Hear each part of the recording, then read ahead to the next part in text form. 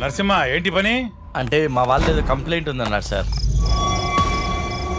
చెప్పు, ప్రాబ్లం నీదా వీళ్ళిద్దరిదా? మా ఇద్దరిది కాదు సార్.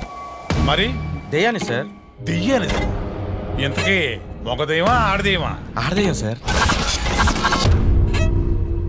ఎవరావిడే? ఆవిడ కాదు సార్, గేదె సార్. గేదె? అవును సార్, నేను గేదె దెయ్యం ఇంటికి వచ్చి పోలీస్ కంప్లైంట్ ఏమని చెప్పింది సార్.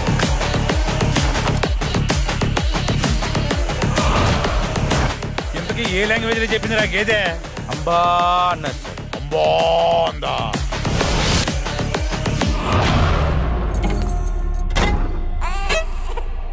డౌటే లేదు, ఇది చిన్నపిల్లాడి పువ్వే.